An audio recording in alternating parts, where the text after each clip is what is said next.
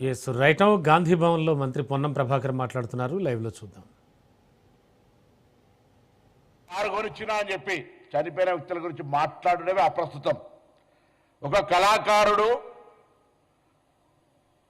ఒక భావజ్వాల వ్యాప్తికి సంబంధించిన వ్యక్తి చనిపోయి అమరుడై అతన్ని మేము ఈరోజు తెలంగాణ ఉద్యమానికి సంబంధించినటువంటి ప్రజాస్వామికవాదిగా ఆయనను గౌరవించుకునే సందర్భంలో ఆయన కారు కొట్టించినా అని చెప్పి ఈరోజు నేను తెలంగాణలో ఉన్నటువంటి అన్ని దళిత వర్గాలు ఒకసారి ఆలోచన చేయాలి. ఆయన అహంకారం ఇయ్యాల కూడా మేము ఏ అహంకారానికి వ్యతిరేకంగానైతే పోరాడినామో, ఏ దురహంకారం అయితే మా మీద ఆధిపత్యం చెలాయించద్దనుకున్నామో అదే దురహంకారము, అదే ఆధిపత్యంతో ఇలా మాట్లాడుతూ ఉన్నాడు.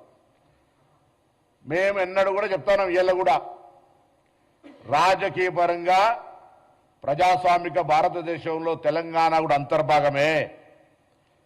మేము కూడా అనేక సందర్భాల్లో ఆంధ్రాకి వెళ్తాము. Andhra, Telangana is a separate states, Telugu రాష్ట్రాలు. కానీ ఆయన మాట్లాడినటువంటి ప్రెస్ కాన్ఫరెన్స్ చూస్తూ ఉంటుంటే ఇది పాకిస్తానా, ఇండియా అని మళ్ళీ మాట్లాడుతూ ఉన్నాడు, పాస్పోర్ట్ తీసుకోవాలని. ఈ మైండ్ సెట్ తీసేయండి. ఆయన శాసనసభలు ఉన్నారు, ఇలా పార్లమెంట్ గురించి ఐడియా లేదు. నేను పార్లమెంటు తెలంగాణ బిల్ అయ్యే సందర్భంలో ప్రత్యక్ష సాక్షి. అంతకంటే ముందు కూడా చిన్న బిల్ వస్తే కూడా నేను అనేక సందర్భాలు చెప్పిన ఈ పార్లమెంటరీ వ్యవస్థలో తెలిసి మాట్లాడుతురా, తెలియక మాట్లాడుతురా, తలుపులేసి పార్లమెంటులో బిల్ తెచ్చుకున్నా చెప్తారు. ఇప్పటికీ ఇంత కక్ష, ఇంత అక్కసు తెలంగాణ మీద మాటల్లో మాట్లాడుతూనే మళ్ళీ తెలంగాణ మీద అక్కసు వెళ్ళగొస్తా ఉన్నాడు. ఇది మంచిది పద్ధతి కాదు. నేను తెలంగాణ మీద ప్రేమ ఉంది అంటుండు, తెలంగాణ మద్దతుకి నన్ను మాట్లాడినరా? తెలంగాణ అమరవీరులు చనిపోతుంటే వాళ్ళకి ఎప్పుడైనా నువ్వు సంఘీభావం, అరే ధైర్యంగా ఉండండి, తెలంగాణ పోరాడి తెచ్చుకోవాలని చెప్పినావా? అవహేళన చేసినావు. తెలంగాణ ఏర్పడితే 11 రోజులు అన్నం తినలేదని చెప్పినటువంటి వాడివి, తెలంగాణ ఏర్పాటును అవమానించినటువంటి వ్యక్తివి. ఇలా మీరు మాట్లాడితే ఎట్లా? మళ్ళీ రాజకీయంగా వక్ర భాష చెప్పేటువంటి ప్రయత్నం జరుగుతోంది. అలా వారు పక్కకు మాట్లాడిన కొద్దీ తాపకొక్క స్లిప్ ఇట్లా వస్తూ ఉంది. పాపం పవన్ కళ్యాణ్ గారిని పేడ్ ఆర్టిస్టు, రేపు పొద్దున నిజంగా నా దగ్గర కూడా బాగా డబ్బులుంటే నేను కూడా ఆయన ఒక పాత్రకి ఎంగేజ్ చేసి ఈ విధంగా మాట్లాడగలగడానికి అవకాశం. ఎందుకంటే ఆయనకు వచ్చే చిట్టీలు భారతీయ జనతా పార్టీ నుంచి వస్తున్నాయి, టీఆర్ఎస్ పార్టీ నుంచి వస్తున్నాయి. తెలుగు స్క్రిప్ట్ రాసుకొని మాట్లాడతారు.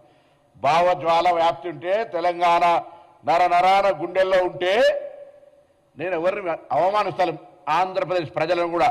ఈవెన్ చంద్రబాబు నాయుడు గారు, తెలంగాణ ముఖ్యమంత్రి రేవంత్ రెడ్డి గారు వచ్చి కూర్చుంటే కూడా తెలంగాణ విభజన హామీలను సామరస్యంగా పరిష్కరించుకోవాలని మాట్లాడుకునేటువంటి అటువంటి వాతావరణాన్ని కలిగేసే ప్రయత్నం చేస్తూ ఉన్నాం. ఇక్కడ ఉన్నటువంటి వాళ్లకు అన్ని రకాలుగా శాంతి భద్రతతో సహా ఎక్కడ కూడా అవసరమైతే రాజకీయంగా ఇవాళ చాలా మంది పోటీ చేసి గెలుస్తూ ఉంటారు, ఎవరికి అభ్యంతరం లేదు.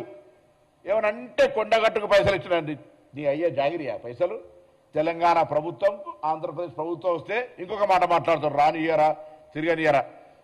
గత 4 నెలల కింద వచ్చినప్పుడు తెలంగాణ ప్రభుత్వం ఆయనను తెలంగాణ గెస్ట్గా ఇచ్చిన ప్రోటోకాల్ ఇచ్చి, అది మర్చిపోయి మాట్లాడితే ఎట్లా? నువ్వు తెలంగాణ ఆవిర్భావ దినోత్సవం రోజు అందరినీ కట్టెబెట్టి గెలికినట్టుగా నవనిర్మాణ తెలంగాణ ఆవిర్భావ దినోత్సవం, తెలంగాణ ప్రజలకు శుభాకాంక్షలు చెప్తాను రా. ఇది ప్రజల ఆకాంక్ష, పోరాడి సాధించుకున్నారు, బాగండి అని కోరు. తెలంగాణ నవనిర్మాణం ఏం చేసేది ఉన్నది? నువ్వు వచ్చి పీకేదేంది ఇక్కడ? నువ్వు ఇప్పుడు చెప్పినావు కదా, అక్కడనే పీకలేకపోతుంది, ఇక్కడేం పీకుతా అని. మళ్ళీ ఎందుకు ఇట్లా అనేటి ఒక మాటలు, చెప్పేది ఒక మాట. స్క్రిప్ట్ పాప చక్కగా రాసిస్తలేరు బీజేపీలో, ఎవరో ప్రాపర్ గైడ్ చేస్తలేరు. అంతే ఒక మాట బీజేపీ వాళ్ళు ఇతరు పొత్తు కూడా పెట్టుకోమని చెప్పే పరిస్థితుల్లో